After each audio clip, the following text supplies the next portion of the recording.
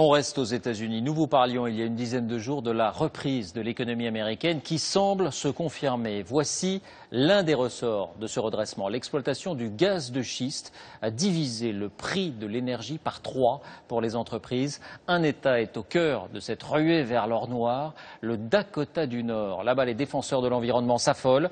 La croissance locale, elle, frôle les 10%. Envoyés spéciaux, Stéphane Bretner, Laurent Desbois. Il y a à peine 3 ans, on ne voyait que des tracteurs sur ces routes de campagne.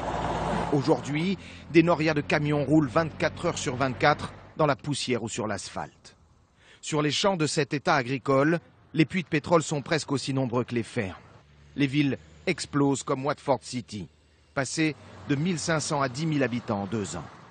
Pour accueillir ces travailleurs venus faire fortune, on a installé à la va-vite des centaines de caravanes et de préfabriqués bien alignés. Les frères Stalk sont arrivés du Montana. Pour ces chauffeurs de camions, le rêve américain n'a jamais aussi bien porté son nom. Chez moi, je gagnais entre 15 et 20 000 euros par an. Ici, c'est au moins 100 000 euros. Donc, entre les deux, le choix est vite fait. En 2010, Watford City était une ville condamnée. Maintenant, on y construit partout des hôtels, des résidences. On agrandit les routes, quasi incapables d'absorber la circulation.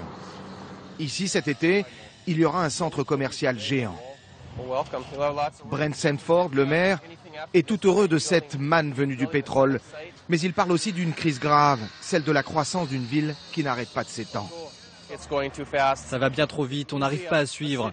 Normalement, une ville est en difficulté quand elle croît de 7 à 8% par an. Nous, on est à 100%.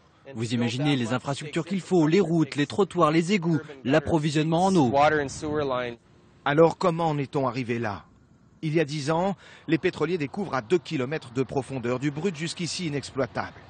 Grâce à la technique du fracking, qui consiste à injecter un mélange d'eau, de sable et de produits chimiques pour fissurer la roche, on libère le brut.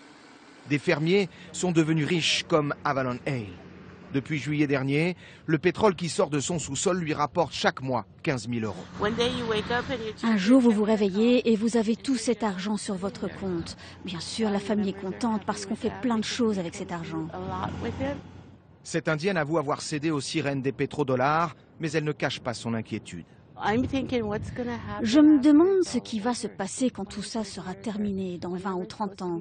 Est-ce qu'ils vont tout remettre comme avant? Parce qu'il y avait plein d'arbres ici.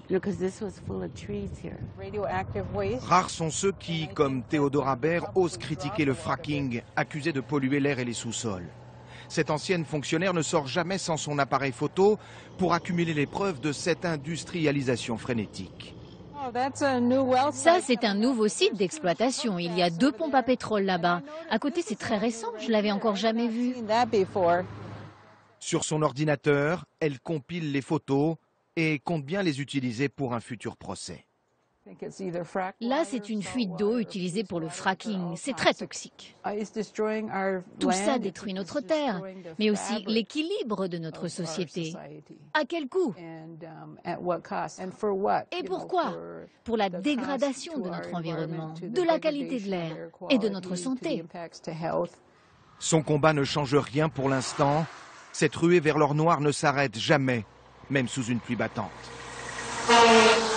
Emploi, immobilier, revenus par habitant, le Dakota du Nord surpasse largement tous les autres États en termes de croissance. Et même si le revers de la médaille, c'est une inflation galopante, eh bien tout est fait par les politiques pour encourager les pétroliers à creuser, encore et toujours.